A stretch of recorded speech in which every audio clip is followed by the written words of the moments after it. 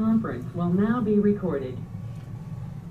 I pledge allegiance to the flag of the United States of America and to the republic for which it stands, one nation, under God, indivisible, with liberty and justice for all. Just in the nick of time. Yeah. That's efficient.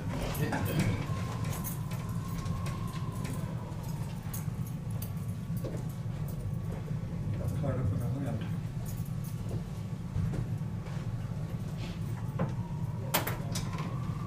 Well, public comments, got any on the board? I've not seen any.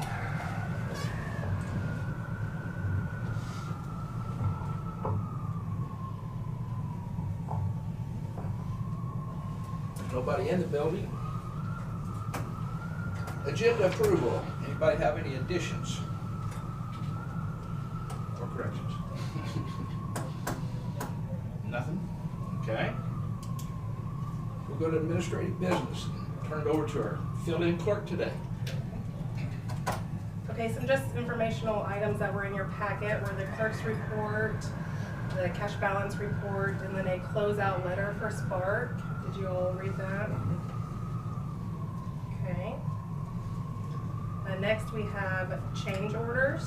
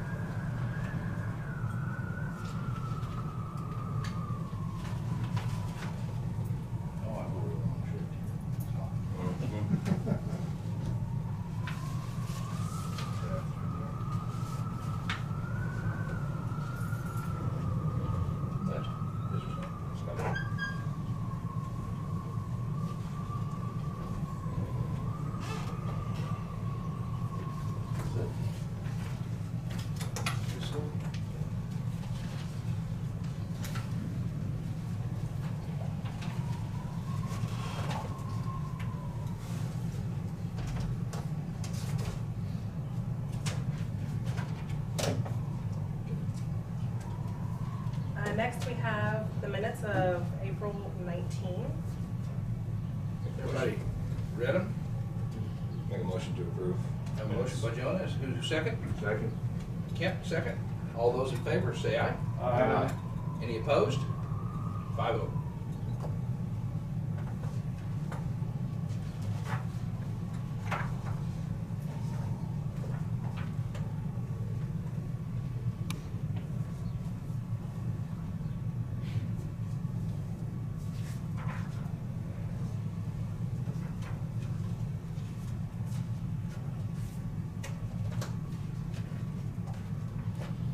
Okay, the last thing she has on there is an agenda item, so Okay. we are done. All righty. Marion Food Bank, I see Gene sitting out there. Is anybody else, Gene? Well, Jerry Henderson's coming, Okay, but he said he'd be here in just a minute. Or two, Okay. so. Okay. I can go ahead and start. Okay.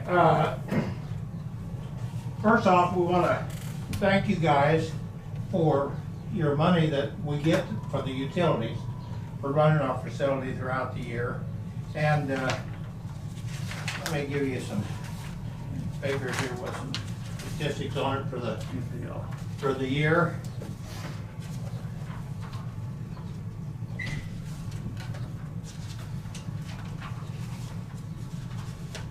Turn it up there to go all the way around.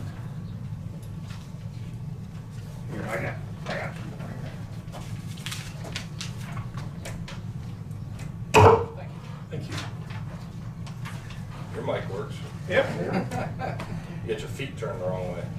Okay, as you can see there, throughout the year of 2020, we served 2,541 families for a total of 6,887 individual people throughout the year. So that's, you know, around 600 a month or so, what we averaged out. And you can see the breakdown out there. The ones that come from Burns, Florence, Gossel, all the way across.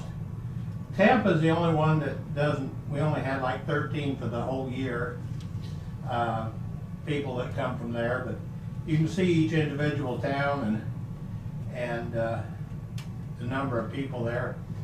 Down in the lower left there, all the food that we get in at the food bank has to be weighed, you know, that are donated and so forth.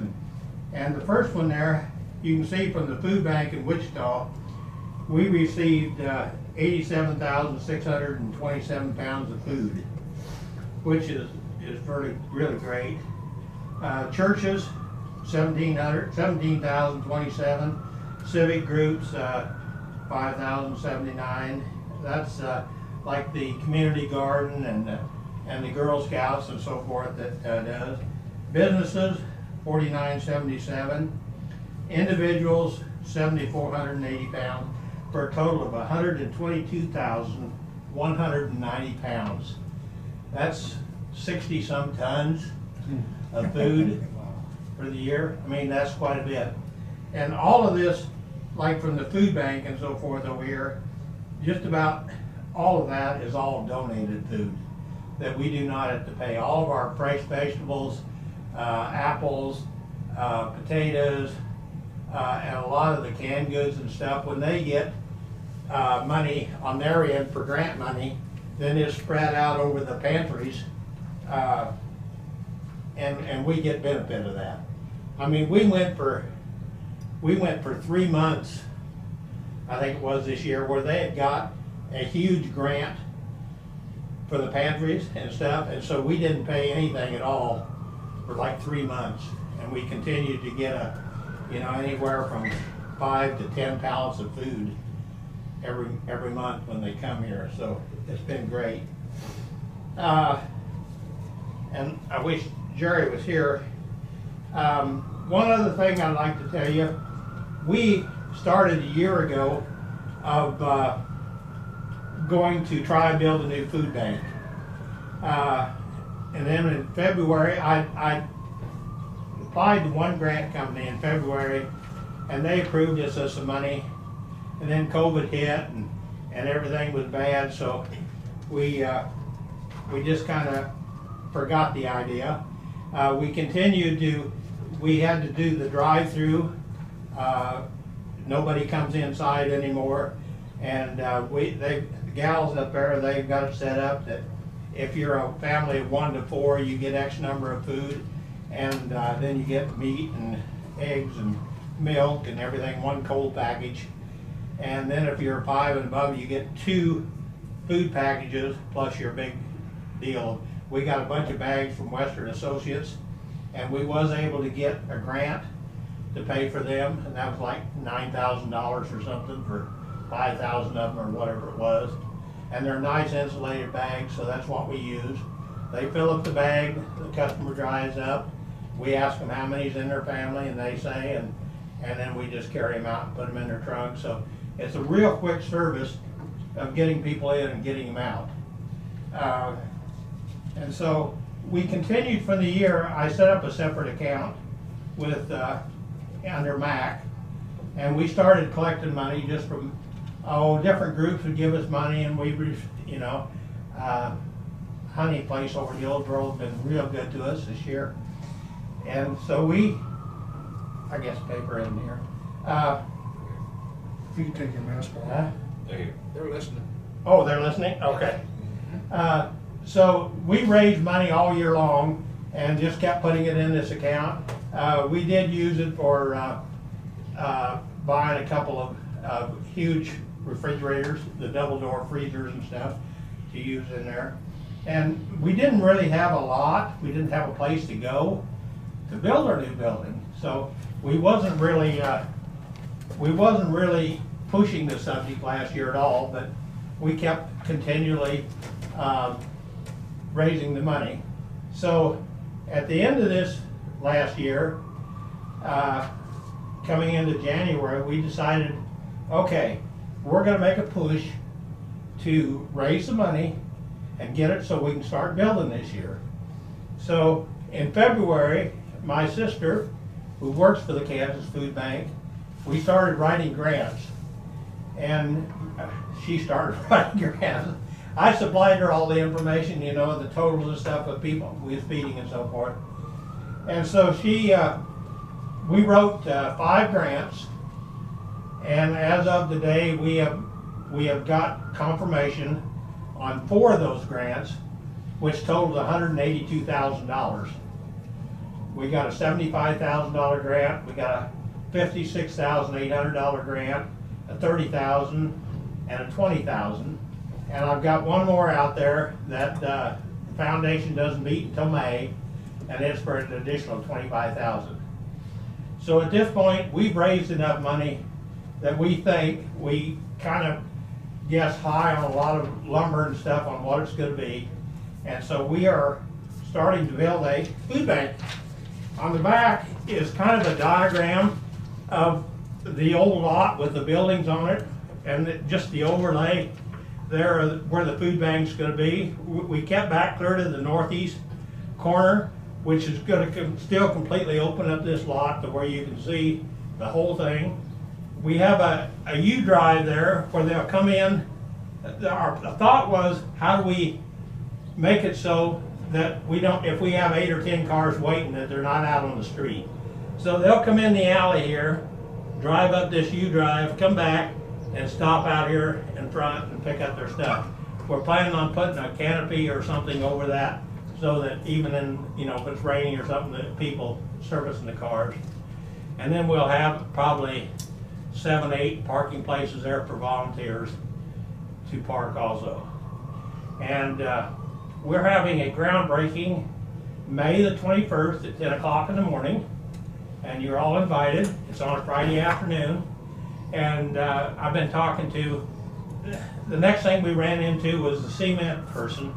We got a bid from Davey here in town. Well, he told me he couldn't get to it till September. He's that far behind.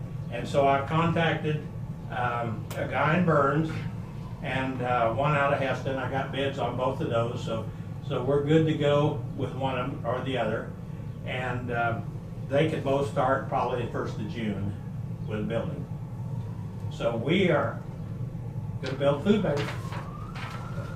Jerry, anything you want to add? I don't know what you said. I thought I was supposed to be here at 12:45. Well, Jumped a little early. That's all right. Things are different than they used to be. If I repeat some of the things Gene said, I apologize, but not really. We really appreciate the support that this commission has given the food bank, especially in the 5 years since we've moved up on Main Street. You've budgeted enough money each year for us to pay our utility bills. We'll hope you keep doing that. Had a really nice surprise one day. I was sitting in Gene's office and Commissioner Crowfoot walked in. Said, you might like to know we just voted to waive your dumping fees at the transfer station when we tore down that old building. that was $3,000 that helped us. It's that kind of thing, and that kind of support for the food bank is coming from everywhere in all parts of this county. I've never experienced myself anything quite like the generosity that has come about. As of late, about starting in March, I think, we haven't served as many people as we did in former years. May have something to do with the federal money that's coming out to folks, I don't know. Kathy came home just a bit ago and said she only had, I think, 40 people or something today. And we were always at 100. But I suspect that will be short-lived, and we'll be helping people again. Because the two things that people have discovered when they asked what we needed, both in Marion City and in Marion County, affordable housing and some help with food. We've sure found that second one to be true. Churches all over this county are our biggest single contributor and the most regular contributor. We get from corporations, and Gene can answer these more than I can. We kind of got IRS jumping at us here a couple of years ago. And since then, Gene's not only the MAC liaison to the food bank board, he's our treasurer. So it makes it a lot easier. Just if you want to know something about the food bank expenses, ask Gene. Don't bother Henderson. He doesn't know anything. I don't know what all Gene said, and I just would entertain any questions that you might have of either one of us. We're glad to be living in this county where people care about other people. We call them neighbors. Probably you got that. People who come to the food bank are our neighbors. Well, you may be thanking us, but we want to thank you too for doing it, because if there wasn't you guys doing something like this, why, there may not be anybody. So that's somebody has to head something up. That's what you guys will get a big thank you for. And it's been well run and well managed, and a lot of faithful volunteers. Yeah, without the volunteers. That Yes. dictates success. Yeah, you betcha. Your timing couldn't have been better, because this past year had to be a crisis for so many people. And you know, And if you hadn't been there to fill that void, it just would have been catastrophic. and the building we're in is really too small. You know, it's not really set up and divided right. It's got rooms here and it's got walls here and everything. And so our new building is going to be 50 foot wide and 60 foot long, and we're going to have a wall right down the center, so it'll give us 25 by 60 in the front and 25 by 60 in the rear for storage and stuff. And so we'll have right now when we get a truckload of stuff in, because the room that we have up there, we had to put in a tube of 4 plywood floor in it because the water was running in the back door so bad, and we can't put nothing on the floor, which we can't anyway. But by having that floor in there, it allowed us to have shelving and be able to put stuff on the floor. And so we can't take it in, so when the truck comes in and it's bad or it's raining or whatever, he has to unload it outside and park it by the door. We have to have 8 or 10 people there at that time to carry all this stuff in. And we've always got them. Those 8 or 10 people. It's been about the same folks. Yeah. Kathy just makes a phone call the day before and then remind a few people. We've got some that it comes during their noon hour line. Kathy will call them, let's drop what they're doing. And in 30 minutes, what Gene's talking about, those folks will have everything inside the building. Yeah. Everything. Yeah, this month we got 7 pallets full of food. And one complete pallet. I asked them for some bottled water. I said, if you have any bottled water, well, we got a full pallet of bottled water, you know, which will last us for quite a while. But there's a lot of people that lives in the country and stuff that can use bottled water. They don't have good water, you know. Lincolnville is probably the worst, they say that. And so, you know, all they have to do, we ask them, we don't give them water if they don't want it, but we ask them, and if they want it, then we have it to give for them, so. Gene, I'm going to drop back to something you said about the food bank. You said didn't have to pay. Do you have to pay anything at any time to them? Yes, we do. Everything's got a price on it. Okay. But like meat, when we get meat in, I order 30 banana boxes full of meat. it can be varied. You never know, it's like Christmas every day when you open up, you know, to see what you have. But most of it is always really, really good stuff, and it costs us 16 cents a pound. Oh, wow. To buy that, you know. And we get a big pallet deal, probably this big around, full of bread, rolls, cakes, and I order one of those are free, and then I order 10 banana boxes full of breads and pastries, and usually those come in, they have cakes and the good stuff to eat. Oh, really? Yeah. There have been some birthday parties and other family parties that have been treated pretty well, so a cake would be that big a square. Yeah. You know where they come from. They come from Dillon's and And it's just stuff Walmart that and comes all to their those. expiration date, Yeah. which there's They nothing wrong freeze with them. them. They freeze it and They then freeze it doesn't cost us anything. Yeah. Huh. Well, So- I wondered if, you know, because I know they've got diesel expense for the trucks and things like that. I don't know what Yeah. it is for that, but. I just Yeah, wanted to know. there's a small charge, and I think it's determined on the number of pounds and stuff we get. They charge us as well. But, you know, we couldn't begin to purchase all that stuff and pay Right. as much as it would cost to buy it, you know, so. I don't know if Gene had said this, but if we didn't have a nice little inn in the state food bank in Wichita, Gene's sister. He mentioned it. Yeah. I mean, if there's something that's going on, and she's got to be one of the class grant writers in the country, and Gene just calls her up, says, what do I do? Well, I get this, and he told you just how successful we've been on Yeah. getting grants. She wrote a grant here about, a month and a half ago, to buy hamburger and canned chicken and something else for the pantries, you know, so that when we got it, it didn't cost us nothing. And she got $1 million grant. Wow. That's cool. That's amazing. How large an area does Wichita Food Bank serve? Oh, they go clear out to western Kansas Okay. and Colorado. all over the lower So it's half a of huge, Kansas. huge Yeah. area. You've Yeah. ever been by they got a huge warehouse down there, just off I-35. Yeah, And and they they built doubled onto huge. it They a doubled year it ago, you a know, year they ago. doubled the size, put an additional Along freezer First space. Street.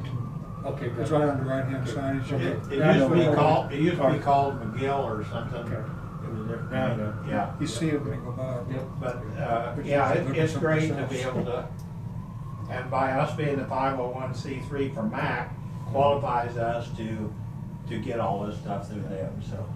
Well, And for some of our big corporate donors, the fact that they can write it off their income tax, since we are a 501c3, Yeah. we get some, from companies like, the honey place.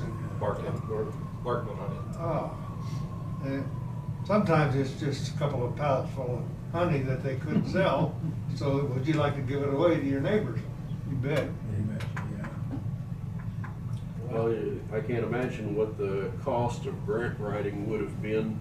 Oh, You'd have had to pay for Yeah. all of those. because Well, I'm gonna be paying for that. Not- Back to her. I sent her a birthday card the other day, and I put a $50 bill in there, and I said, okay, this is for you helping me with grant writing, and I want you to spend it on something that you absolutely wouldn't buy for yourself.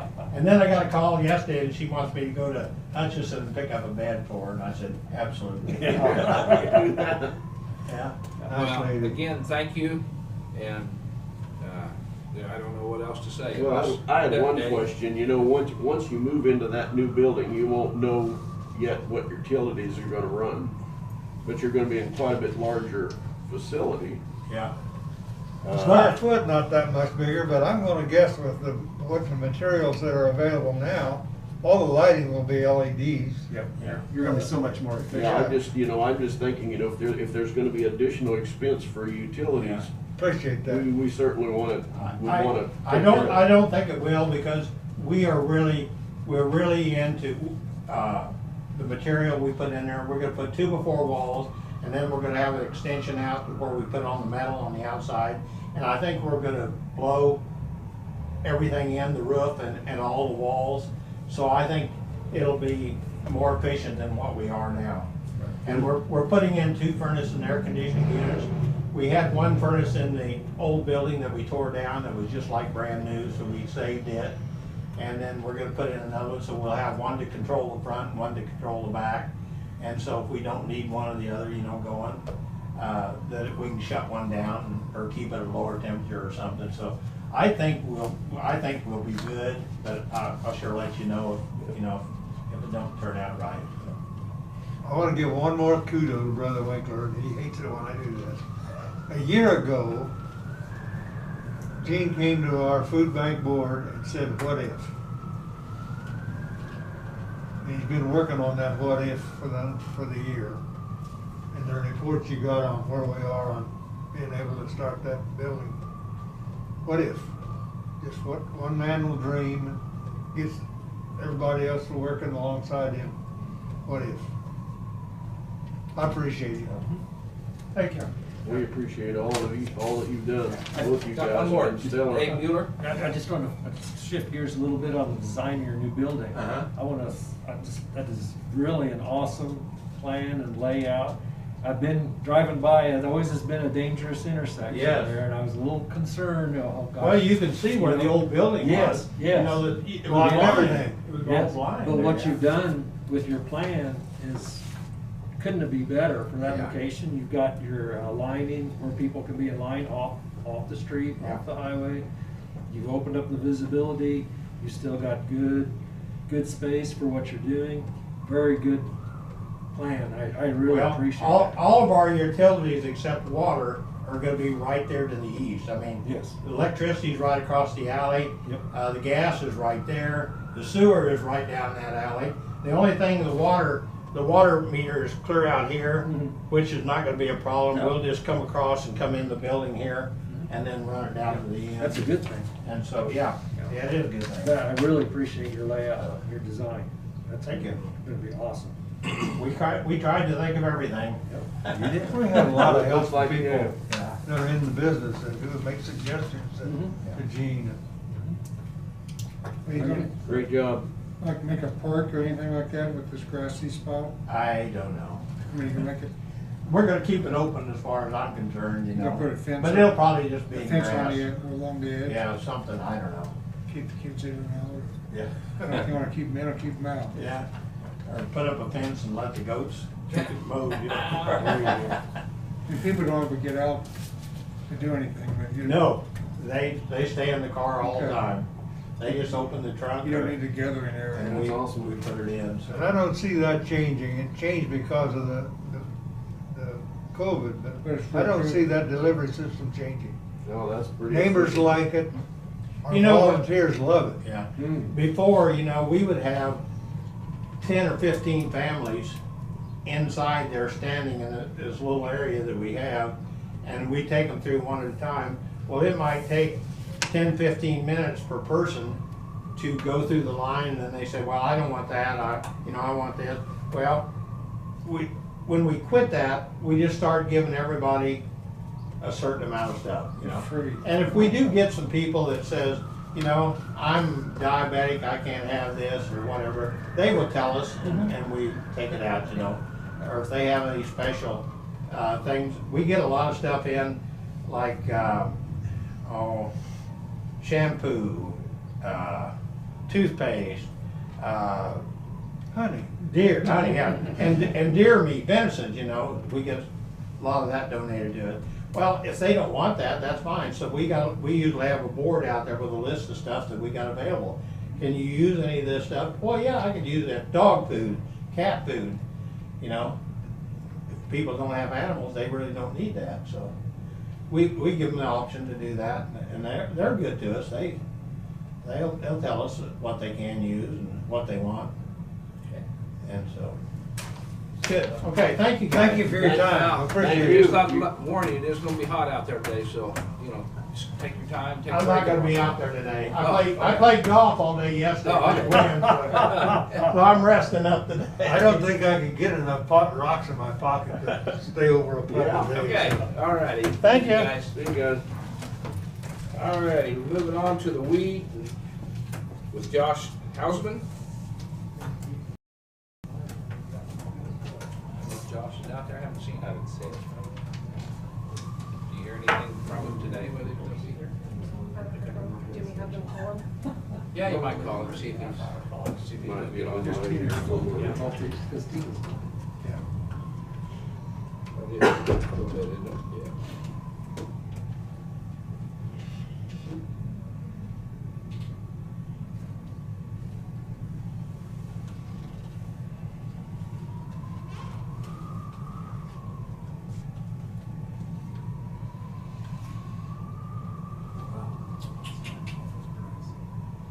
Yeah. Yeah.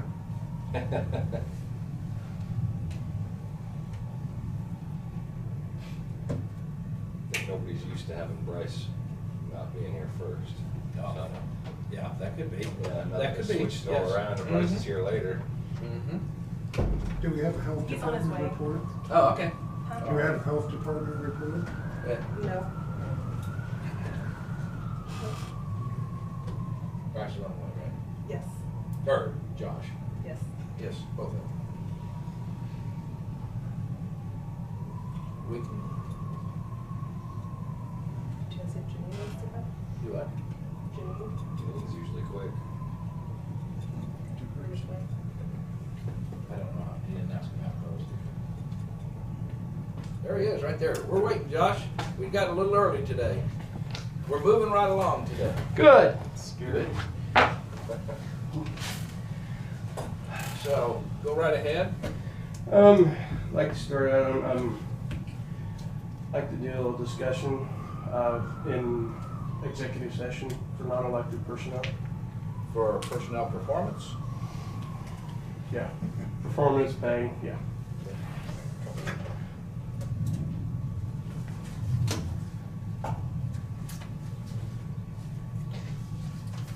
Okay, I move we recess it. How long would you like to do that for? 10 minutes. 10 minutes, okay. I move that we recess into executive session for 10 minutes in order to discuss personnel performance pursuant to KSA 75-4319B for personnel matters of non-elected personnel with the board, Brad and Josh, from 1:05 to 1:15. That'd be my motion. Second. Have a second by Jonah. All those in favor say aye. Aye. Aye. 5-0. 1:05 to 1:15.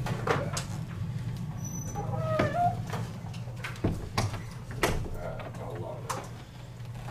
We gotta wait for just till Yeah. every TV This goes off. conference is no longer being recorded. Yep, lights on. Discharge recording. This conference will now be recorded. Yay.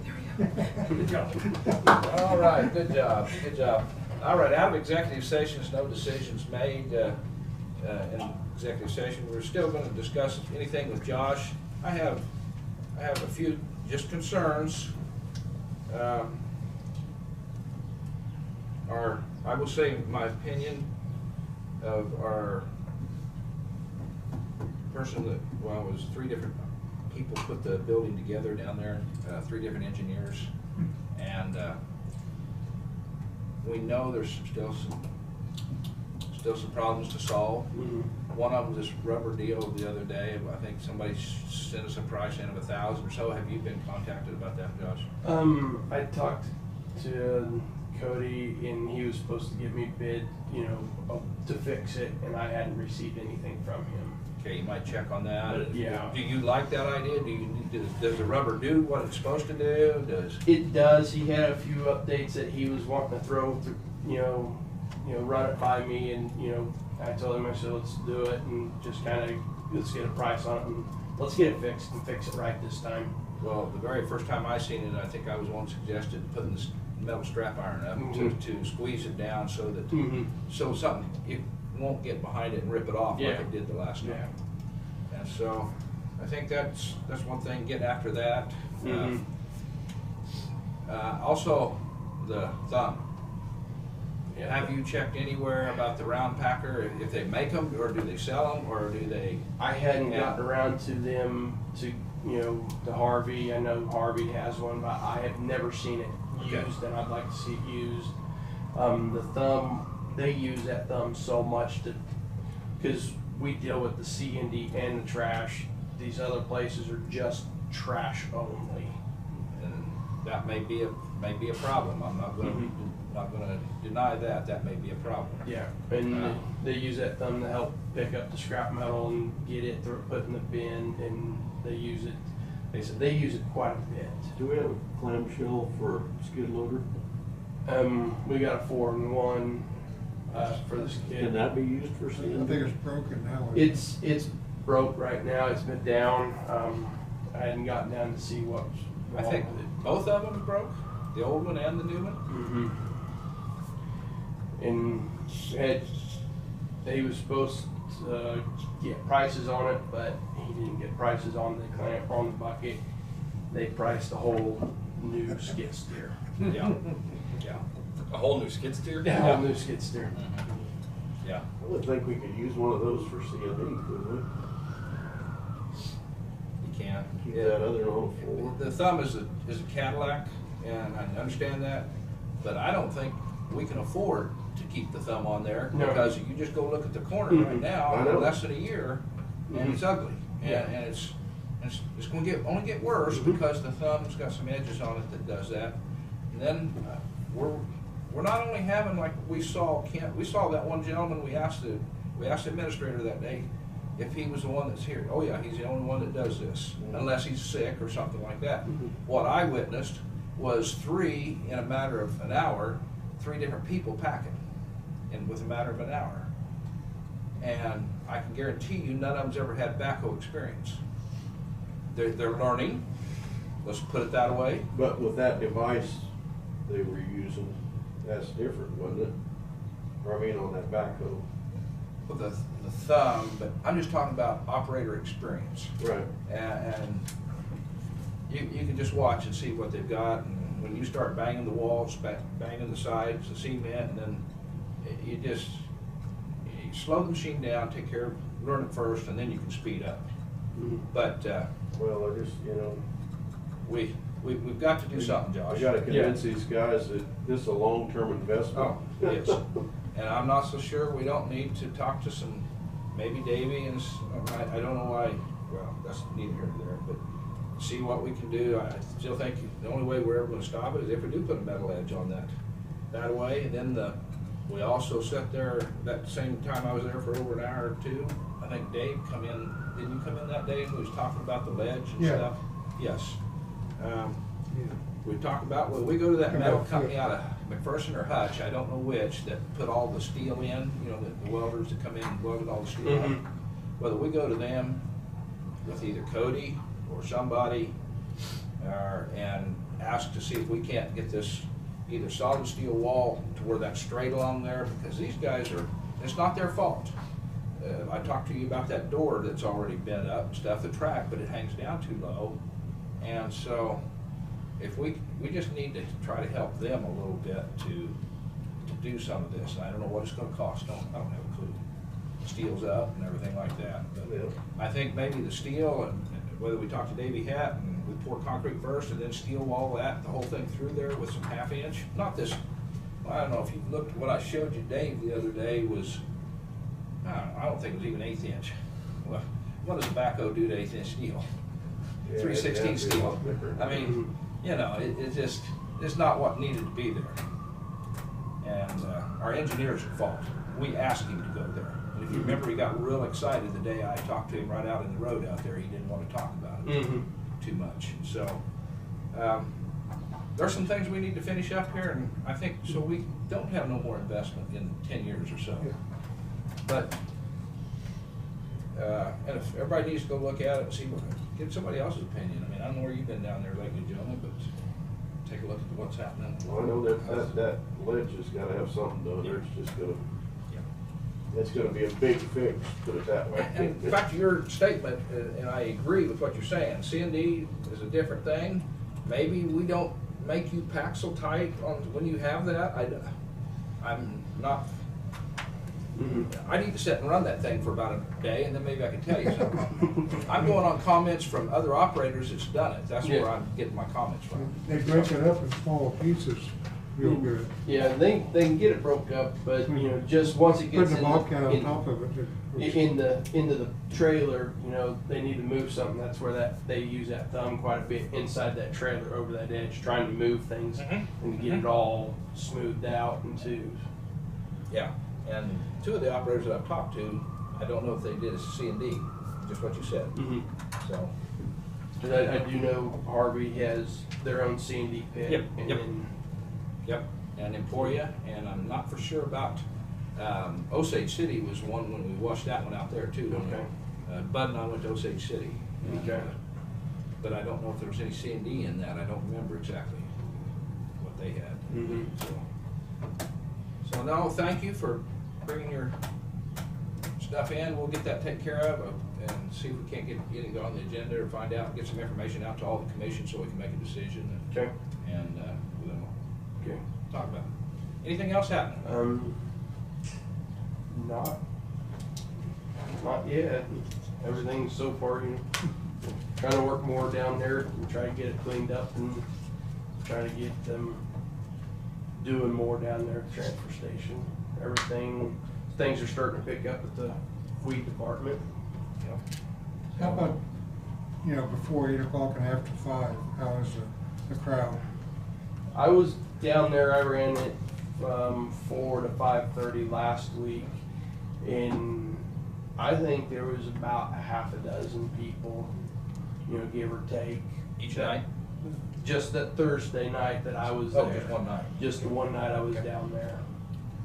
So they're supposed to be keeping track, but And how is our general, have you sat down with them and said, I don't want trailers in here, I do want trailers in here, how are we gonna operate this? Do we need directions for operations? Because people say, well, I just don't see no signs, I don't see what they want. Where are we at on that? I mean, I get people that call me once in a while, you know, how do I get in there? And it's, you know, and I explain to them, okay, but a lot of people already, you know, had either called or and stuff, but, you know, a direction or a signs wouldn't, you know, I could look into that and try to get Need a something. sign that says, go to the north gate so you can go across the scales. well, that's probably not, that's part of it, I'm Yeah. not gonna say that's it, but I'm talking about the cars with, let's say, a 16-foot flatbed trailer.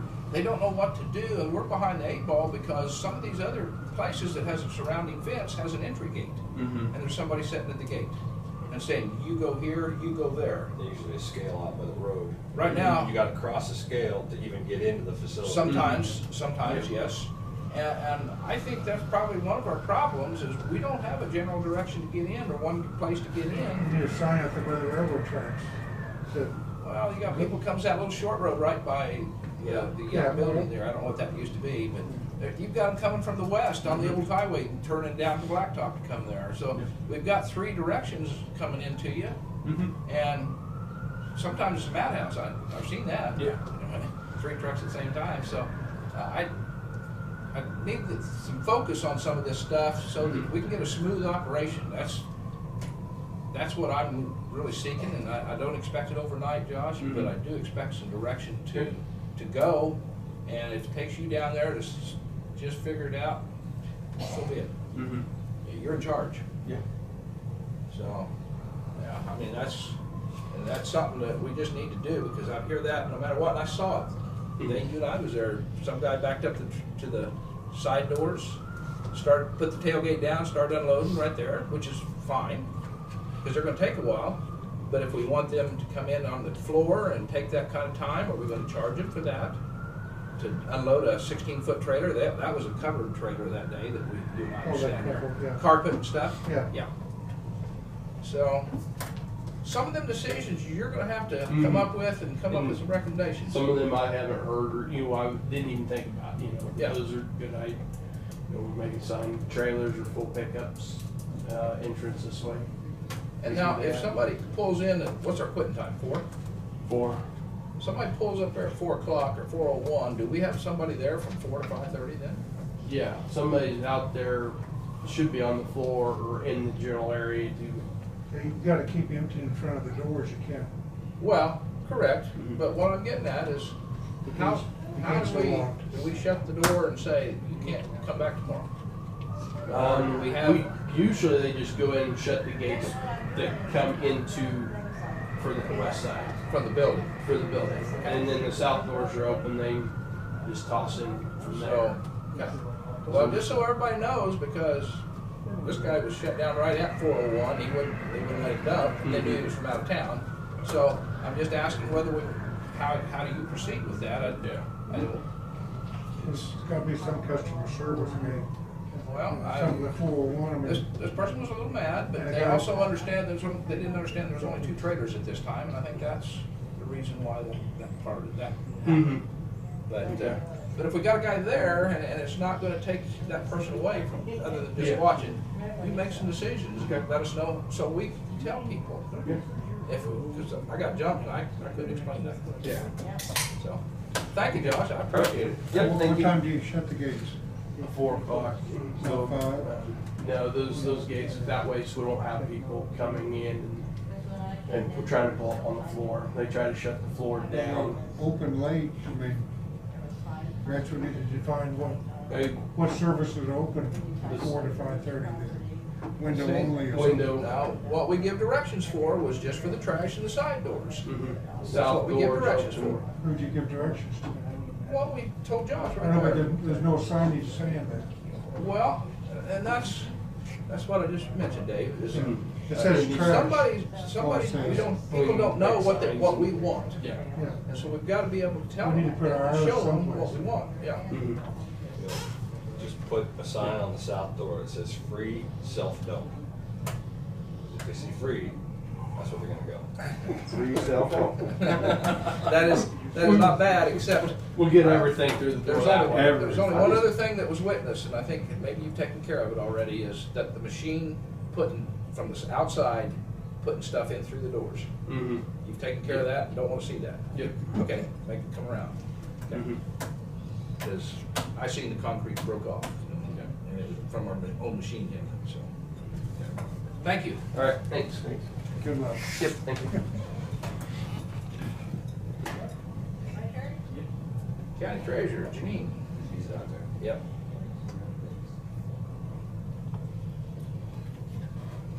Hi there. Too bad we can't meet on a windy day, huh? Yeah. You'll take one and pass it All on. righty. Didn't get those down Thursday, so get them hot off the press.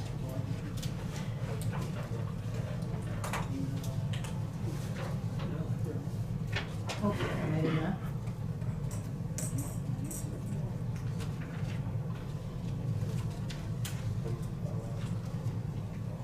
These are just a Take one quarterly. down, pass them around. Huh? I said, take one down, pass them around. Yeah, something like that. I can still count.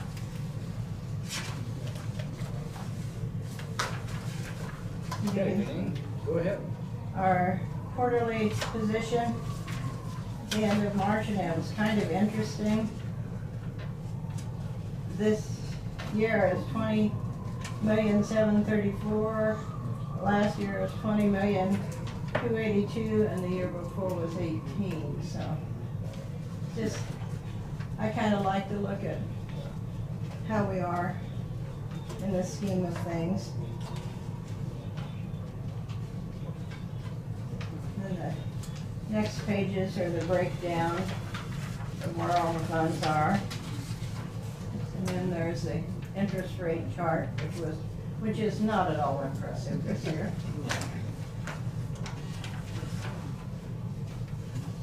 But if you want to invest your funds out 2 years, you could get 0.16.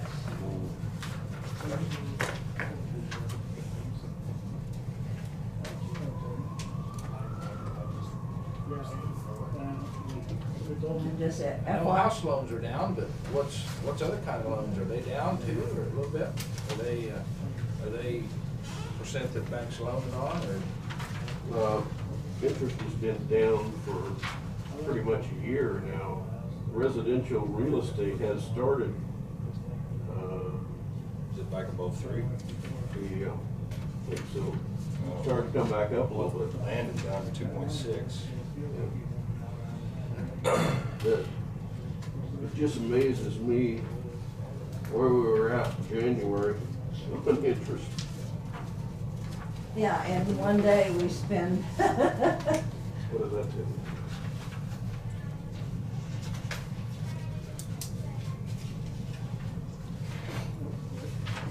I would guess that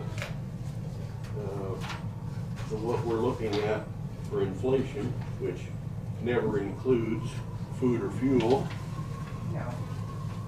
we're gonna see interest rates will have to stay down for a certain period of time, or we'll be right back in a recession. It's gonna take it a year to get back in a recession, even though things look really good right now.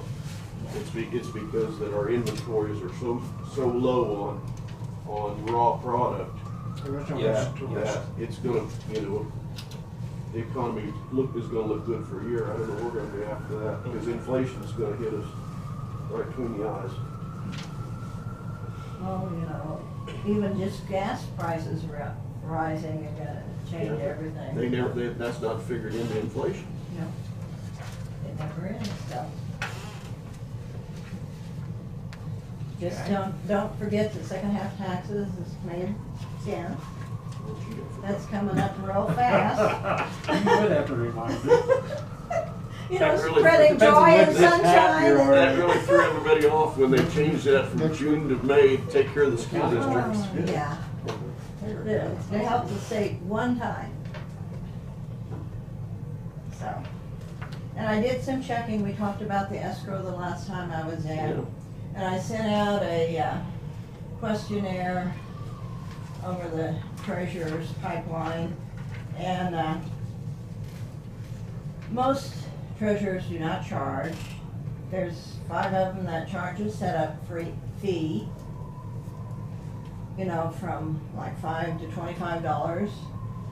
There's one that charges, those 5 were a one-time setup fee. Then there's one that charges every time you set up a new program. And that was $15.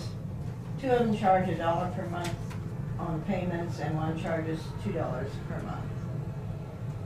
So, How many escrows do you have right now? I Just think about, offhand? what was it, 600, something like that? So I'd pay somebody's So salary then. a fee of some kind would actually Well, create some revenue. I kind of like the idea of the setup fee, because then they would take it seriously. It's not something we're handing them, it's something that is costing them to do. I looked, there is a way, if we charge a fee each time, there is a way to track it. I kind of hate to charge, If they're paying, when they're paying their tax dollars early. yeah. In a perfect world, the interest we would get would offset the cost of what we're doing, but But the banks charge for everything nowadays. I mean, if you charge $1 a month to collect the money, okay. $2. Do they charge when you have them pay your bills? All of them have these things where. Yeah. Auto pay. Yeah, you have to join some for $5 or $10 a month to do that. Okay. 'Cause I know on my insurance reform bureau, I've got all my policies taken out monthly, and they charge me, I think, $3 to do that every month. Mhm. I'm not sure which policy they charge it on, but Well, I know it's been a help to have that program, Yeah. but I don't know that if we can actually put a dollar figure for what the county has collected timely taxes compared to how much of that would have been delinquent. That's pretty hard to keep track of, but I can Well, see where your setup fee might be something Yeah, to look at. that's something to ponder. that's only one time, it's not a yearly income. It's a But, well, This we way you could could set budget. it up yearly. Set up $15 every year. or $10, or one of them charges $25. But, you know, that's something to think about. Dave, I'm a member of Farm Bureau too, just what you said, but $3 to $5 a month times 12, you know, that's times 600. Yeah, it is a revenue generator. Yeah. To help pay for the person that does that. I don't know how it's, I don't know what time that Kathy does it, right? Kathy does the employees, and Oh, Tina okay. does the auto pays, and Leslie does the ones that come in the mail, so we kind of We got spread that out. 3 people doing it then. Mhm. Well, I still think it's a great idea. I mean, $1,200 a month is nothing to laugh at. No. I mean, and then as income into your department. We pay other places to have our stuff automatically done too, so. I would say if we do that, then we need to designate those funds some way, because we do pay a use fee to Aumentum for using their escrow program. Maybe if we, So it costs us money to collect it then. yeah. Yeah. I Only don't makes even, sense. I can't even tell you how much it is. We Only should- makes we should sense get we that try to at feedback. least cover that cost. Yeah. I don't know what the rest of the board feels, but if we're gonna do that, wouldn't you want it set up to let everybody know by the first of the year? Yeah, that should be a Well, January and- 1 starting. Yeah. And I wouldn't think, okay, we're not gonna add it to those programs we have now. 'Cause Yes, there's yeah. no way to go in and change those You things. notify everybody. Well, in our system, there's no way to go in and change the setup for the fees, but, Why? huh? Why? How come? Well, Sometimes- I would just think it would be simpler every time we set somebody The new property up. tax changes every year. You collect different fees every year on property tax, don't you? But the setup, okay, I mean, at least my taxes change every year. mine do too. They go Okay, up. well, They go up on Is the there, house is and there down on the land. maintenance on that software? Huh?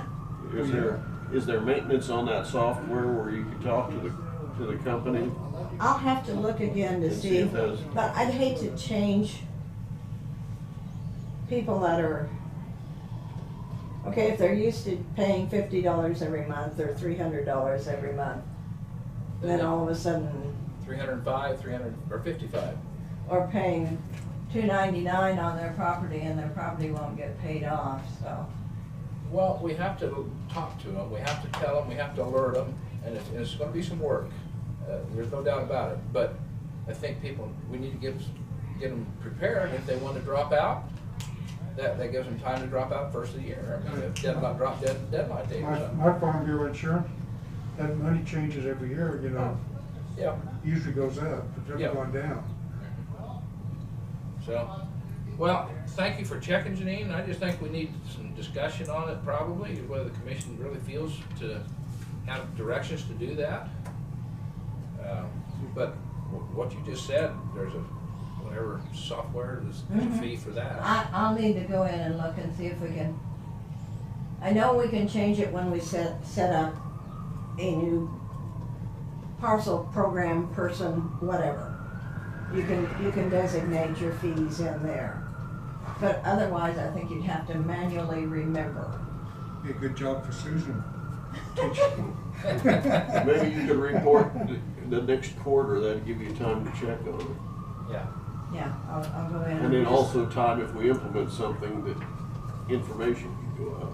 Yeah, if we could get the information and send out with the statements, because we do have a blurb in there explaining the program. Yeah, Uh-huh. yeah. That would be the ideal time, you know, if we're gonna make a move. Would the commission give her directions for next quarterly meeting, like Kent said, to come back as if with some information as if we was gonna implement it, what it would affect? Well, I'd like to, know, can we do a setup fee? Would it take, and plus what would it take to do a monthly fee if we decide to do that? Are those possibilities that could be handled in the software that you've got now? Yeah, like I say, I know when you're setting up, like if I was setting mine up for 2021 or 2022, you can designate as you're setting the program, the agreement, whatever, you could go in there and put it in, and it would automatically come up and show the expected payment and the expected charge. Okay. So, But- if you added the setup fee, if we went $3 a month, that'd be 36 a year. If you go $5, it'd be 60 a year. Mhm. So if you added that fee at that time then, and not having to add it every month, would that make it simpler? That would make it much simpler as we start out, we could set it up and it'd be there and you wouldn't have to remember to put it in. But I feel the person paying the bill would rather pay the $5 a month than that one-time 60. Oh, I agree. I'm just looking at what information she's given us, Dave, and saying, Mhm. and seeing what might be the easiest way to do it. And if you divide the total factor number out to 12, it'd be you would never see it. Yeah. But when they ask about it, okay, we charge you $3 a month, we charge you $5 a month for collection. Transaction fee. Transaction fee, yes. So, People are used to transaction fees. So. yeah, Oh, yeah. yeah, yeah. You have a banking Well, I think it's account. today's world, isn't it? I mean, it's not yesterday's, today's To use any world. kind You know, of we don't have just software, we've got employees, time. Yes, Yes. yes, yes. And postage, because we do Mail-outs, mail out a receipt because it's easier to mail a receipt than answer a phone call to see if they got the. Well, Yep. every month you mail out a receipt, that's when you ought to email them. email it. Or at least ask if they're willing to get an email. You need to go Save a lot paperless. of postage. time involved too. Yeah, it'd be a lot easier for who's ever doing it to email it out than it would be the postage. And then just put a, what is the return? So when you Oh. email it, but you get a Return return receipt. back. Yes.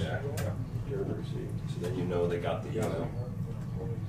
Well, we give you some thinking here. Okay, You thought it was going to be easy to retire, didn't you? okay. Did the email of receipts and statements ever pass statute-wise? Ever pass what? Emails, the receipts. Yeah, right? Are you talking about the Sparks? Huh? You talking about the Sparks or are you talking about? No. No, You may I'm- receive escrow payment. Oh, See whether it's legal? Is that what you're saying? You'll have to check the statute. Oh, yeah, yeah. I'll have to do that. Because I know the treasurer's office has tried quite frequently to get the ability to email statements. And that way we would know immediately if people got I them. can't imagine that the urban counties would be mailing it every month. Well, the urban counties don't do, the big counties, most of them don't do the tax holding. Yeah. Yeah. True. It's something that in smaller counties, we see the need. And Mhm. in big counties, they're dealing with numbers and they're just trying to get them in and out the door. Is there any other questions or any other stuff you want to cover, Janine? Really? I got through the last employee evaluation I need to do and audit. So I'm counting down jobs I won't have to do next year. We just gave you a new one. Yeah, yeah, put the one on the new list now, in case you don't get down here, Susan. Yeah. When is the last day for you? Well, I think Susan gets sworn in 10/12, I believe. So It's it'll be October. that week, the week before, if not before that. Okay. All righty, So. thank you.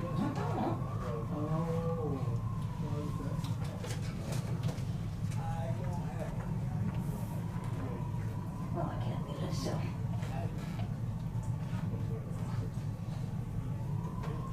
Love these little clips to keep my thoughts together. Thank you. Thank you. Have a good one.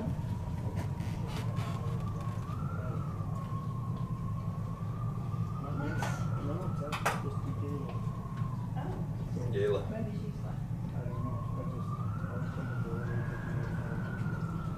Gayla Russell? not on Monday. Not out here, She's not out there? unless you want to watch her. Yeah, go ahead. She does have a report in the package. Yeah, maybe that's what she was, because that could be what she was doing, just sending.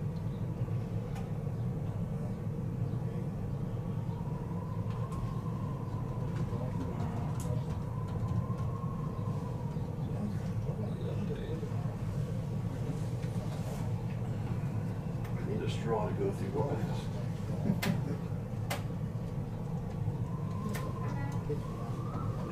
Did we get through last summer with these masks? It already seems like it's getting hot in them. I mean, it is. It's hot in the room the other day. Mass mandate didn't go into effect until November. Okay, so we did get through those. Well, not mass. That's right. Okay.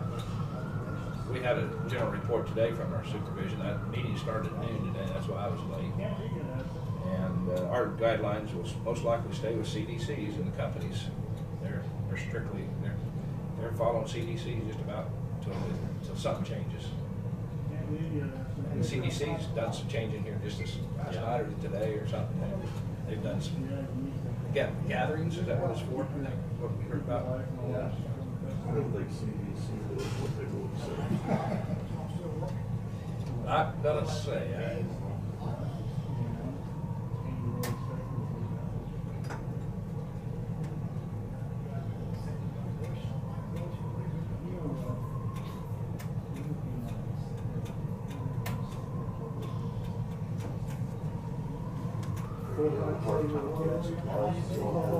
Here she comes. The Risen. Ah, The Risen is about he's the here. hardest thing to get. Risen. the wind blew her in. So anything Oh, like I had somebody come to my office PVC unexpectedly. pipe, anything with a jacket, no problem. It's all getting hard. Gail, when you get your breath, just go right ahead. Okay. Just kind of, good afternoon, sorry. Yeah, Kind of blew in here and, that's all we can do, blow in today. sounds terrible up here. Okay, so, kind of just gave a little report of what we've done in regards to federal and state and homestead, returns.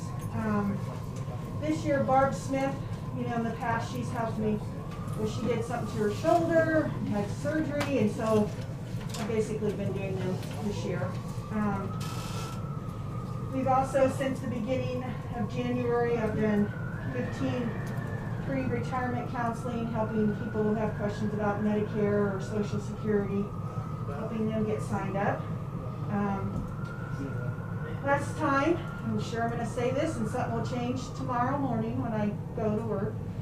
Last time I told you that Lincolnville was not gonna do commodities. They were gonna stop. A week later, they decided they were gonna keep doing commodities, so they're doing them. Lost Springs, we were kind of helping them out here. It was kind of, they were hoping they might be able to pick up and do commodities again, but right now it doesn't look like they're gonna be able to. So we have been, last several months have been having those people come to Marion, which I know is not very conducive. But Lincolnville, they don't wanna take on more, you know, that would be the next closest site, or Ramona. I mean, they kinda have their numbers. And so, those people are coming here to Marion. It seems to be working out. Some of them come like in 2 cars, and then they pick up for other people. So, we're doing that. So as right now, I talked to the person at the state, we're just gonna close Lost Springs for now, and then if they all of a sudden decide they wanna pick up and start doing it again, then we'll put them back on the list. The gentleman who does it there, his last name's Wirtz, Frank Wirtz. He had kind of asked around town to see if anybody would want to do that. And they were either saying, well, I work during the day, so that doesn't work for me, or there were some people who just said, just to come get them or whatever just doesn't work for them. The other thing, maybe I need to put it in here. No, I did. You know, I told you that Burns Senior Center was probably closing. Right after that appeared in the paper, someone called me and said that they were interested. And so as soon as kind of things settle down here, according to them, they've got a group of people that are kind of interested, so they may start back up again. So Good deal. those are all good things. Just in regards to the nutrition site, Hillsborough is, I think in March they started doing in-house meals. They were doing pickup or delivery. And they've also started offering some programming. I think they're playing bingo or dominoes. And then Marion, they've been all in-house throughout the whole time. And they haven't really picked up on kind of, they used to do like a program a week, and right now they're just doing, K-State has some program that they're coming in and doing once a month. And Peabody, they have been doing congregate and pick up and drive, or delivery.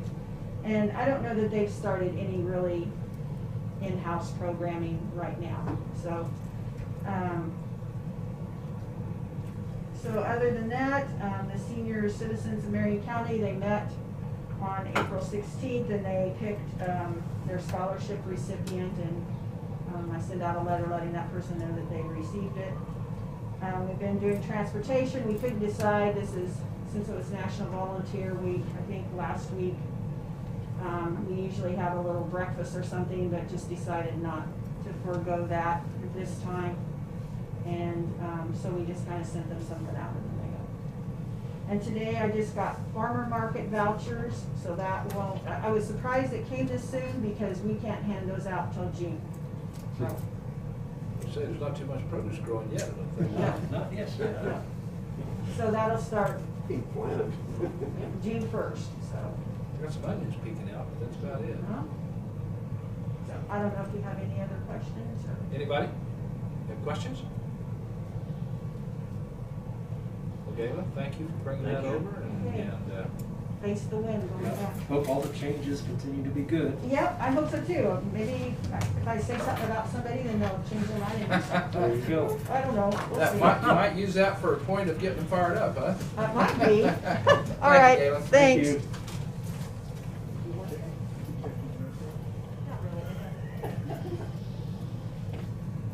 Well, commission, shall we wait for 2:15 time, or should we accept the next guest? Oh, excuse me, come right in, Bryce. You've been out there for half an hour. Yeah, I know, come right in, Well, sir. you know, either late or early, so I just thought, you know, I'll just be here. Never know. I know. Is that better? That's easy. Yeah. Yeah, Yes, hi. give you time to catch your breath. No, that was her. Yeah, yeah. She came in, she goes, Yeah. I ran the whole way. All right, first thing I have is area fuel bids.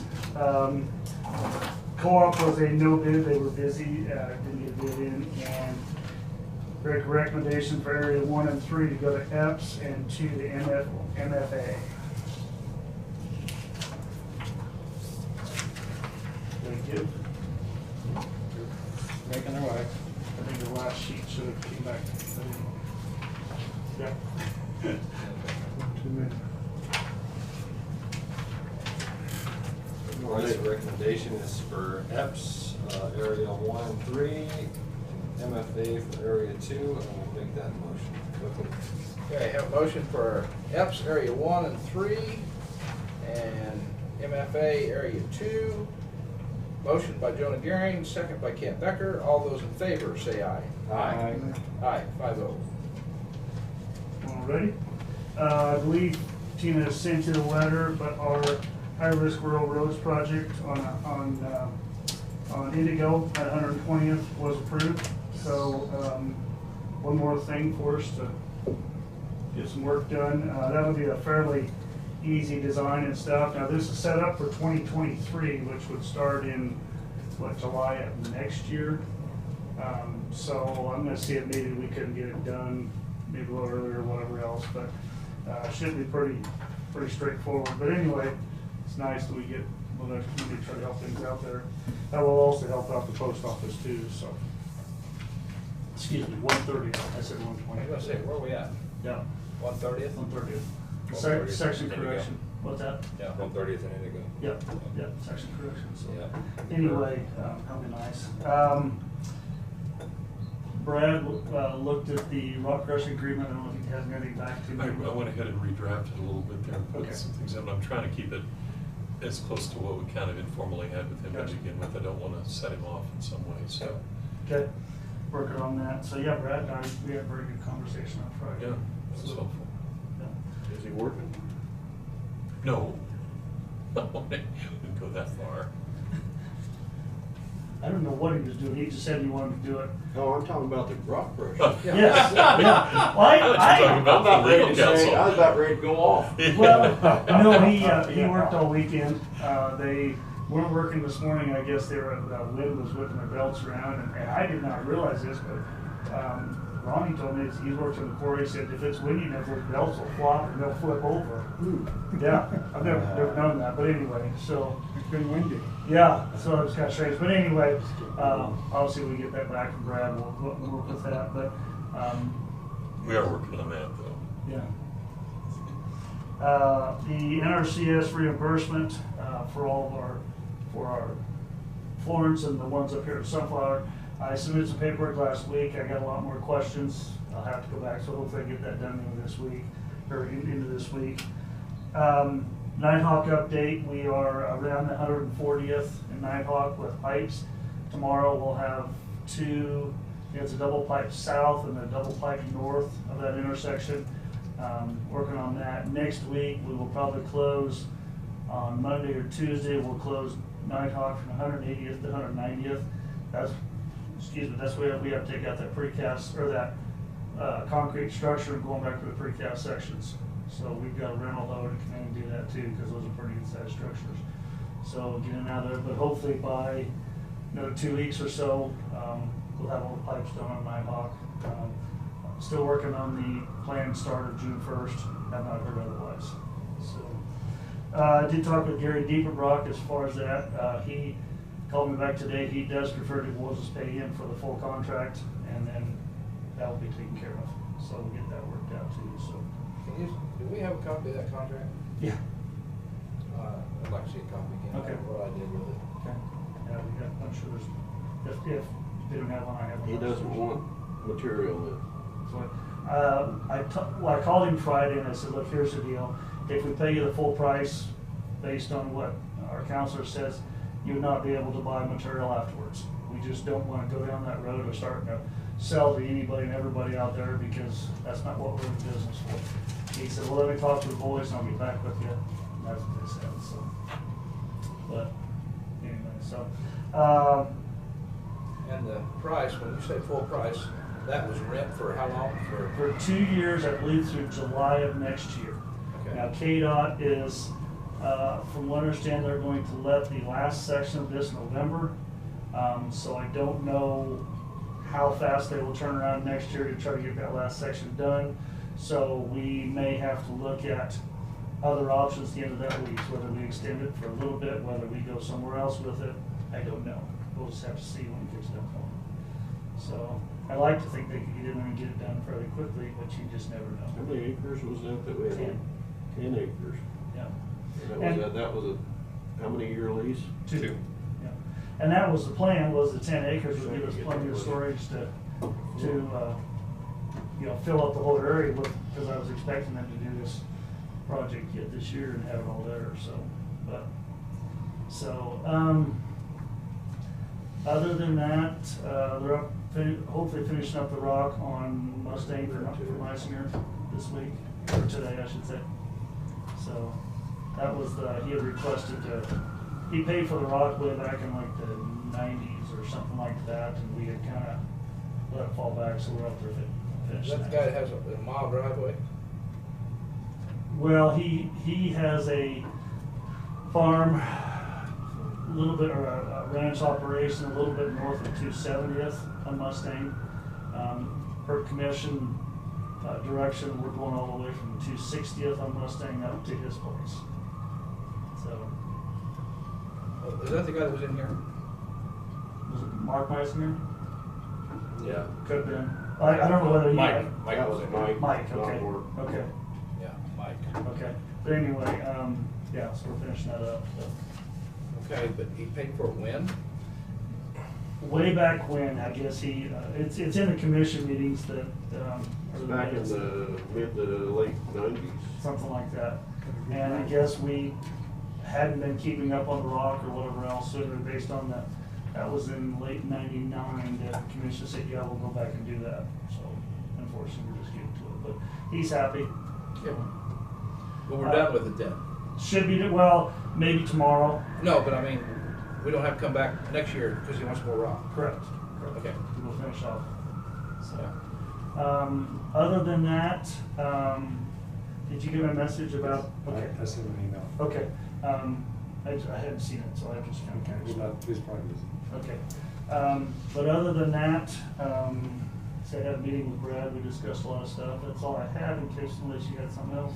I hate to get done early or anything, but I mean, Do you have a list of your positions so I know which one's open, which one's closed? I mean, who's filling what position, and so we can look at that and see just exactly what. Put a name to a position so we Yeah. see. I have that, or you can get from Cherry, whichever one you want to do. Still down 2 blade men? We are full on the section minus the one that's on is on medical leave. Right. We are full there, and that still gives us James as our rebuild roamer, and he is working on that section now to try to keep it up. So I think that's what I want to know is your list of people and their position they filled, and I don't know if Sherry can tell me all of that. she'll have the exact same thing I will. It's a spreadsheet of all of our positions, and Okay. we can put more information on that or whatever you want to do. I just talk about names Yep. and which ones is empty, Yep. whether you got laborers, 3 laborers empty in the culvert crew or what? Yeah, that's the biggest thing we're at right now is just the entry level temporaries, whatever you want to say, because we're going to be using some of our most experienced people on rollers and stuff this year if we don't find anything else. But Have you got mowers in place? we have Ronnie is back on mowing this year, but he's the only one. Last year we had 2 full-time for quite a while, and it worked great. But we're just like everybody else. I was in hometown in Nebraska yesterday, and their McDonald's up there are starting at $12 an hour. If you can believe that or not. Casey's here is $11 an hour. So. Casey's here is $11 an hour. But you don't get 40 hours. Well, it depends on how much you want to work, because Yeah. they have people calling in all the time and so, but anyway, I guess just kind of put things in perspective. It doesn't matter, I say it doesn't matter what you pay to get people to go to work, But but there's no 14 people on there that we need. I was looking up the website, Marion County Oh. website, and it shows the mechanic, it shows an equipment operator, Mhm. shows an equipment operator 2. Yeah. And the other ones are jailer, correction officer, 911 system operator, emergency medical Like I said, technician. we could really use the part-time seasonal people for the summer, because there's a lot we can have them do. Well, we need to have that put on here too, then I suppose. I talked to Tina about that like last week, and evidently we had talked about trying to do something else there too, so. You have to have a CDL driver just take patching out? Depends on the truck. We have that wide F-550 that you do not have to have a CDL. So we can send those guys out there on that, but anything larger than that, yes, you do require CDL. So that's why, and that's kind of unfortunate. We've been waiting on a transmission for that thing now for about 4 to 5 weeks. So we've had to send out our CDL drivers and the other dump truck to. Is that an automatic? Or Which one? manual? The dump truck you're talking about? It's a manual. Manual. Yeah. So, but anyway, so that hurts us too, that we can't. And those parts are so far out. Well, the transmission's getting rebuilt in Hutch, Oh, or in, rebuilt. I think it's in Hutch. They'll say if you have to get a new transmission. Well, that's, and honestly, part of the problem they have is getting parts. You know, if you can find the parts, when can you get them? Because the deliveries are affected, and yeah, it's just crazy. So. And philosophy on the Nighthawk and 60th and 330th up there, you're sending the crew that's coming in June the 1st, you said, is most likely headed to north first, or do you know? They were going to do, their plan was to do 330th first, so they could get done and out of there and get started on that, then they could start on the seal. Okay. There, so. What's your plan in between them for patching though? Our plan, assuming our distributor gets the head put back on it, is we're looking about mid-May to get out there and get the patching done. We still have a lot of material sitting in Pilsen we can use. APAC probably won't even kick off making that until the same time too. So we'll get stockpiled, but we will, our plan is to blade patch all the areas that are going to get chip sealed, get that done. Then we will go back and finish patching on Remington. I think it was 150th is not done this year, 120th, whichever one was, and get all those roads we'll blade patch the roads that need to be chip sealed. We'll chip seal those, and then we'll finish off the year with the blade patch on the rest of them. I'll tell you that middle patch in between, you got 3 on 60th down there, and the middle one is pretty sad. That's the really one we had a terrible problem. We put it back. They compacted it really well. It's some wet material, and so we're worried about it. We went back and touched it up several times, and if we need to do something else, we will. I'm hoping that we go across with the full depth. Looks like it's chewing up and just flaking out now. There's nothing. It's pumping when you drive across it, the wet material. So that's one of the things that's unfortunate when you dig it out and put it back in the same day. You know, you basically get what you get when you put it back. Yeah, and that was the first one we did, and that's been what, 3 weeks ago now. So it was still plenty long. Okay. Any other questions with anybody?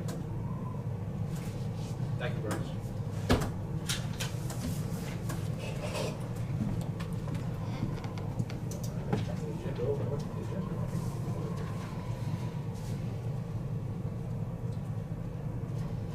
Transient guest tax discussion.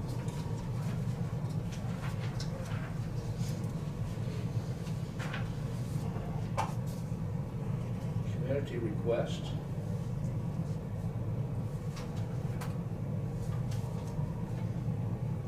Anybody have any discussion about it? It looks like Tampa has put in a request. Does anybody know where the other communities gonna try to have events this year? I don't. I'm kind of looking towards, what was it? I think I read Tina's recommendation maybe was just have $1,000 per community. That's what we had. And then that will just going forward until the funds run out or whatever, and then that allows the clerk to just handle it. Yeah. If that request comes in. Yep. Rather than having it come back through here. Do you want to reauthorize it each year, or just Well, if you change the amount, you'd have to authorize it. maybe just set it at 1,000 and then it If you goes stayed each at year? 1,000, maybe we could just, Yeah. that work. Now is that going to towns that does not Yeah. collect? Yeah, it did go to Marion last go around, but Marion didn't create their own until recently. Right. So Hillsboro's got their own. and Hillsborough had their own, so it's everywhere else. I guess I'd entertain a motion if someone wanted to make that motion to do something like that. Yes, I'd make the motion to provide the transit guest tax funding in the amount of $1,000 to each community for purposes consistent with the statute, subject to change and subject to funding availability. Let me go back one quick change in there. Sorry to talk so fast, Ashley, but it's similar to what was done in the last motion. So it's the wording of the last motion. Provide transit guest tax funding in the amount of $1,000 to each community per year Okay. for purposes consistent with the statute, subject to change and subject to funding. And towns that don't have a city council, they're not going to any town that's not incorporated, correct? Correct. So the city council will make that decision, or, okay. where that $1,000 goes? I don't know. Well, the community has to make a request. Yeah. Okay. It's supposed to be used Okay. for tourism Yeah, type. And it It has has to to be. be used. Generally, the request should at least specify to some degree Yes. that it's Yeah. being used for that. Right, just like this application specifies Yeah. that specifically what it's used Right. for, that needs to be in the application. Okay, everybody heard Dave's motion? Do I hear a second? And does the clerk have that down? Yes. Okay. I will second. Jonah, seconds? Okay, we have a motion for the transient gas tax to more or less just divide out up to $1,000, and they have to request for it each year, and the clerk will be able probably to handle it unless we change the amount. Jonah seconded Dave's motion. All those in favor say aye. Aye. All those opposed say same sign.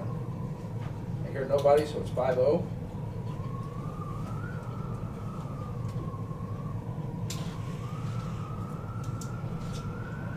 And this, I don't see you on there. Didn't you have something today for us, Brad? Well, at one point you had, gave me the resolution for first read, for potential action today, and then I have kind of it's turned into a report more than any kind of an action item, because there were so many things. And I met, are we doing that right now? Should I go Yeah, ahead? might as well, yeah. As Bryce mentioned, I and Sharon I think is on, took those two departments last Friday and started this process with them. I'd already had contact with some of the others, gotten some emails, and it's my intent probably to get back with Sharon and Bryce again, because they are two of the more active departments. And there's some fairly lengthy lists. The one thing that Sharon and I determined, and then I discussed it with Bryce, is probably going to have to request a block of your time, some kind of a work session, because a lot of the things that are on there just are not going to be something we can fit into a 20-minute discussion or a half-hour discussion in here. And to, when you've got regular business to do, it's not very practical. And we'll do whatever you'd like for us to do, but some of this gets into things with the Planning Commission, some of the regulatory elements. We've got some inconsistencies, it appears, in our code in terms of planning and zoning that requires some attention, in my opinion, which I was being asked about. We've got other issues out at the lake. Haven't engaged Isaac on some of these yet, but specific things like the trailer park. We've got a bunch of nuisance and environmental hazard kinds of things that we need to discuss. If we want to put some teeth in them at the county level, we can. The current statutory scheme does not give us, as I've said before, the same level of corrective measures that we have in a city. So like a perfect example was that porch. Yes. We've got a lot of that kind of thing, and we get a lot of Sharon sends out the letter, nothing happens. Okay, then we send out a second letter, or I send out a letter potentially, and I anticipate getting the exact same non-response. So we need to start working through the process and the protocol for that, have that explained thoroughly to the commission, because you're gonna, like you were on the other one earlier today, you guys will get jumped on these, you will. Yeah. I've been here long enough to know, I've been around long enough for this stuff to know, that they won't just call me. If they call me at all, they'll call you. And so a primer on what we want to do and why, what we can do and how, is fairly important, and then a discussion about some of these where we have very limited ability to regulate what we can. An example so that you can get some, you can envision what I'm talking about. We discussed these CFO kinds of regulatory things for cattle operations particularly. Well, any kind of wastewater runoff and that sort of thing, that's KDHE or federal. So Sharon can't really, we can try, but we can't do a great deal with that anyway. But it comes back to us when we start talking about those and regulating for purposes of any permitting, because of roads. We get these guys calling all the time saying, I'm slapping rock on there consistent with that resolution, because I need to be able to get in there, and I need to, and it's changed since I was growing up. I mean, you're talking about much, much heavier equipment and much larger equipment and much more frequent activity. They don't just dump them in those pastures, cow-calf pairs, and leave them. I mean, there's feeding operations, green spaces. Much of that stuff gets taken care of by the state if they do, and we can serve as a reporting agency. But the road element of things, we can regulate and probably need to. we can set up, if we're gonna allow those, or if we're gonna permit them in some way, some type of a development user fee for purposes of those roads that are being used intensely by only a one or two operation kind of a thing, where we wouldn't otherwise put the kind of rock or work into them that they're gonna require based upon activity and traffic. So we started talking about that, and obviously after a little while, we kind of came to the conclusion that this is gonna have to come to you guys. It's a policy matter. And how far would you like to go with that? What would you like for us to put in place? What are you willing to consider? How do we address these things? Because they come up all the time, and we get people in here talking about those issues. And that is one that we can continue to exclusively control, because those are county roads. And we don't have the state necessarily, that's not their deal. They're worried about wastewater runoff or any kind of environmental hazards or that kind of thing. Smell is also something we can regulate to some extent, the nuisance element of it. I looked at that over the weekend, and because we have it in Harvey County too. There's one that's been around for a number of years, and I live out in Quail Creek, and they are south and east of me, and I could walk there some days just following the scent, depending upon how hot it is and what kind of weather we've got. Summertime. Yeah, and it'll make your eyes water. And so that is a constant issue, and we've got some of that as well. A fair amount of it, more severe problem than they do. Where do you say you live? In Quail Creek, right up by Walmart there on the south side.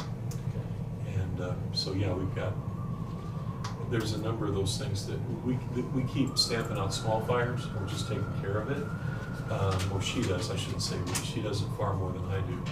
But we probably need to look at those things, and I know it's an ever-increasing stack of other things, but it keeps coming up. And you guys get hit with it on the road maintenance and all those things that we've been dealing with for years, so. As a process, could we start scheduling some work sessions at the end of our meetings? Does that sound appropriate, Mr. Chairman? That's just what I'm getting ready to ask Good. is, on a day that we see that we're not scheduled till 4 o'clock, and we want to have a work session at 2:30 to 3 o'clock to 4 o'clock, is every commissioner okay with that? That would help too, because we're already all here anyway. The staff is usually, around because they may have to be on. Yeah. Okay. And then if we get into one that gets to be so in-depth, and we will, and I'd love to tell you we won't, but we will, then you can always reschedule something on a different day that's convenient for all concerned. And we're doing payday the 30th this Friday at 9:30 or 9 o'clock. Okay. And Road and Bridge Yeah, too. Work session after that, yes. Okay. And I'd say starting next Monday, if there's time on the agenda, let's start talking Okay, about. I can talk to Tina. Yeah. She's just out today. Okay, Is she coming back then? Or is she still out next Monday? No, convention next Oh, week. yeah. Yeah, but she'll be here for Monday's meeting. good. Just Okay. for planning purposes too. we can Okay. talk. Okay. Well, and it was the same thing with Bryce, and he's involved in, like, the road element of it. We had some conversations, and he had his list and mine matched up pretty well, but they were fairly lengthy too. And there's some things on there as well, things where we're getting into issues with, we've got some local bridges that were extremely well built, and they've been around for 60, 70 years, that still everyone wants to have them, but no one wants to take care of them, like the cities like the one by Florence. The state says, well, by default, we're gonna say that's yours. Well, then we go to the city and they're like, no, we wanna keep it. Well, we don't have the resources to keep it, or maintain it, so we're gonna have to talk about that and figure out how we handle those issues, and there's a lot of that. The one by the reservoir, we've got a disagreement apparently with CORE over what the usage of that should be, because we're the ones that get stuck with having to repair it, but they are talking about a much, much greater load capacity than we are. And so I suggested, Bryce, we're just gonna send a letter and say we respectfully disagree, and we do not intend for that to be a waiver in any way, shape, or form. If you wanna post it that way or say that it can be done that way, that's fine, but we don't intend then to be responsible for maintenance. You talking about the weight limit on the deck of the, yeah. And I've talked with Bryce enough to be convinced that, because when he started, he said, there is no way I agree with that. He said, and there's no way that I want to be the one responsible to maintain it. I know when me and him sat out at that meeting course, you know, tons don't hit me as fast as they do him, and I saw his mouth drop open. I'm like, something not right. Yeah, it was on his list, and we started talking about it. So we'll just draft a letter and send that out right away, so we have a paper trail. Because I agree with him based on what you see, and you look at the regulatory element of that, and he obviously does that far more than I do. But that is way over capacity on that thing for what they want to allow. And I just don't think that's in our best interest at all.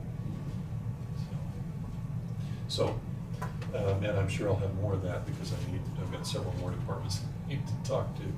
Because I've kept my list, but sometimes theirs far exceeds mine, so it's a lot of stuff. So, anybody else have anything else right now that needs to be covered today? We'll move on. Is all yours done now?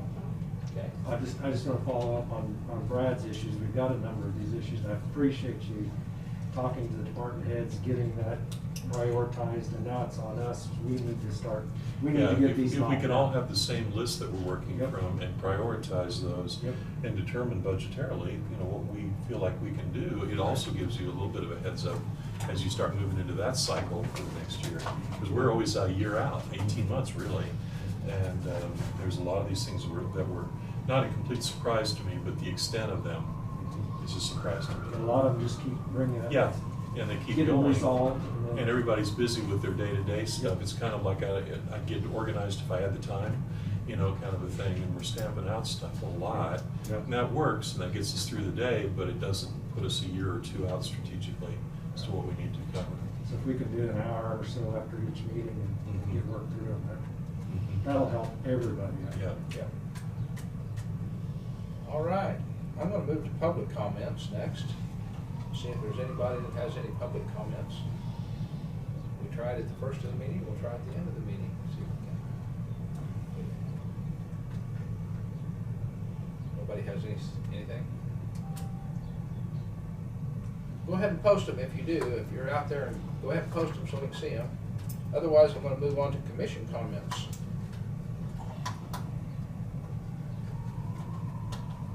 Do I hear any commission comments today?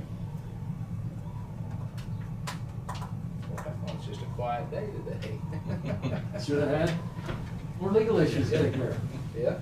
I have a question. From the commission side, when we get notice of abatement from a municipality, how much should we be involved in that? The one that we're talking about in Hillsborough, pretty big impact on county dollars. I mean, tax abatement is what you're talking about. Tax abatement. Yes. I mean, how much should we be involved in that? The problem that we have is not how much should we be involved, because I've been on both sides of that repeatedly for many years. It's how much can we be involved. Yeah, how much can that be? We certainly can go in and you can provide input, because these are two governmental entities that one encompasses the other, and it works hand in hand, and it impacts both. But statutorily, when someone comes in, for example, with anything from tax abatements to IRBs that are statutorily created for the municipality to grant, the county kind of has to ultimately grit their teeth. There are some things where you have absolute ability, like a neighborhood revitalization plan. You can, exactly. You can take those kinds of things and say, no, not with what you're currently looking to do. Like, for example, a lot of cities, and I've drawn them that way, I'll be the first to tell you, they encompass the entire city, even the really new, nice parts of town, but it's supposed to be for distressed areas. Well, some counties like Sedgwick will stamp their foot and say, no. You're not going to put your industrial park in those, you're not going to put your newer parts of town in those, and give people a break just because they're going to increase your tax base in the long term, because it's harmful to the county's overall tax revenues as well. But some of these other kinds of things that they come in and do, like those tax abatements, it is their call, and they basically pass them and we live with it. But having said that, back to Kent's question, you do have the ability to say, you know what, really would like to have a discussion about this when you do this. I realize it's yours to do, but the impact that you have on the county and yourself, we'd at least like to be able to voice our opinion or have most municipalities, when they're looking at a tax abatement, do they look at some kind of analysis? Absolutely. They're required. That will say, okay, we're going to get X number of new jobs, which will produce these types of salaries, not only do Off-way they, some of that? yeah, not only do they must. And there's like in Harvey County, where I see it a lot more in some of those cities, the EDC that is countywide serves that purpose. They serve as the agent for these businesses looking to come in with that application, and they've got a fairly extensive and pricey computer model and program that they generate and come in and say it must, as far as we're concerned, for us to recommend it to you as a city in those presentations, it must produce an overage or a rollover factor of so and so much in a percentage, like 1.25 to 2 or 3 or something to that effect, for the city to even really consider it seriously. If it's less than that, they don't even want to bring it to them. So they serve as a little bit of a gatekeeper, and also they justify that. I don't know in Marion County with the Would that cities. be open, that would be open information though, if they have it? Absolutely, and it should be provided to you just as part of the packet. And again, I'm going to say that as my opinion. I don't want to get in the paper again, but you know, in those kinds of instances, it allows you to know, you know, it's going to create so many jobs, and the tax revenue that's being foregone will be returned to you, and as a factor of, fill in that blank, 3. So you're going to get $3 back for every one that's being foregone as part of the process. And that's what they're looking for. I mean, the whole goal is I'm going to invest now, but I'm going to receive a pretty healthy, as will the county and the school district and everyone else, pretty healthy return on my investment over a period of 3 years or 5 years or Yeah, I whatever guess the that's term what I'm is. looking for, the return on investment. Yeah, and that I'm used to reading those reports, the ones that they generate, and you hope they're halfway accurate. In Harvey County are pretty extensive. It's 16 to 20, 25 pages of stuff. Are abatements still renewable? Can be, yeah. Again, it depends upon what it is. I mean, there's certain instances where no, once it's originally done and the way it's constrained, that's it. Others, they can be renewed, just like IRBs can be renewed. Certain things can be done. So, is there anything that we could be doing to assist cities in getting Well, more employers and stuff like that? Or is that left up to the cities? Well, no. Depends on the philosophical approach that each county takes. And in conjunction with the cities. And I'm going to use examples around us: Dickinson County, Harvey County. Dickinson's very new at it. Harvey County's been doing it for 20, 30 years. They have an EDC that is countywide, and everybody participates in it. The county, the cities, everybody. And they pool those assets, and that is a separate entity. It's freestanding as a corporate structure. And each of the county and all the cities contribute a certain percentage that they determine a formula for each year to deal with staff and all the investment in going to these different, what I want to call those, they're not seminars, they are where you bring a bunch of different entities together trying to attract new business, these different, whatever they're called now, marketing opportunities. And they're expensive to do, and to advertise is expensive, so you want to do it collectively. Because the city of Marion couldn't possibly afford, for example, to do, and nor could anyone maybe other than Newton in Harvey County, any of the other cities, if it weren't done collectively. But they will go into these large journals, and then there's a center point for them to make contact with, which is that EDC. And then the EDC does all of that analysis. They keep a running list of anything and everything available in the county. Anything that's a dream of strategically, the cities or the county. It's a pretty effective approach in a regional sense, at least within that county.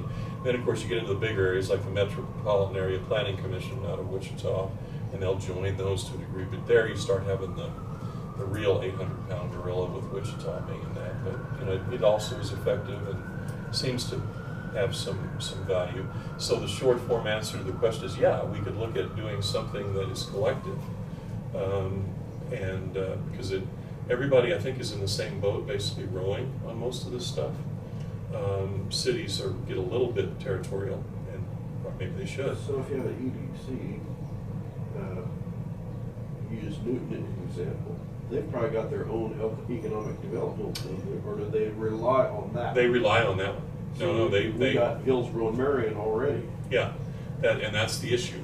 But again, if you think about the size of the community relative to, okay, if the county and all the cities and everyone chipped in, because you have the smaller cities, you have a Tampa who may not have a huge amount of investment in it, but they only may throw a few $100 in it a year, like Walton in Harvey County, or Woodbine in Dickinson County. But people still locate businesses there. Enterprise in Dickinson County, they've gotten the benefit several times now of companies going there and hey, there's a useful facility here that's been closed for years, and we can fire that thing back up and get going, and there's a ready, not as much as there once was, but a ready market of employees available.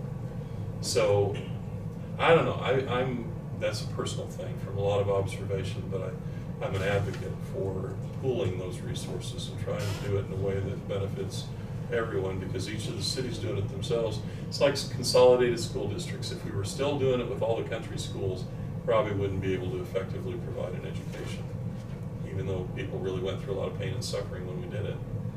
This is kind of becoming the same thing, just like a countywide ambulance service. A lot of the cities in Harvey County have that. We were much more forward-thinking here, and they're headed that way. They're going to have to, whether they want to acknowledge it or not, because it's just too expensive for these cities to maintain it on their own. But we heard today, from the food bank, they said food and housing. Is there any incentive for builders to build houses? Yep. Abatement-wise? Yep. And I draw those. Affordable housing built? I draw those types of agreements all the time for these cities, for example, in a county, where they've got it's kind of a package of incentives that are put together, waiving certain types of fees, everything from tap fees to certain types of other inspection costs, to all of that normal kind of stuff. If they're trying to center in on, we'd really like to develop a couple of new housing areas, whether it's out in the county, and of course we have the limitation on how much ground you can build something on, but you also have the ability to do a planned unit kind of a setup in a county where you can say, what, we have a lake, we would like to look at taking an area and setting it up and developing some fairly high-end housing, because let's face it, people look for, from all over the United States anymore online, they look for Flint Hills property. They see that, they recognize the name of it, and they start looking to buy. And they, for us, $1 million is a lot of money. In California, $1 million is not quite a lot of money. Yeah, that's it. And so they see ground out here, and that I would gasp at for 40 acres. I can't make that pay, but they'll just go nuts. And I've watched them do it, like several times in Dickinson County already.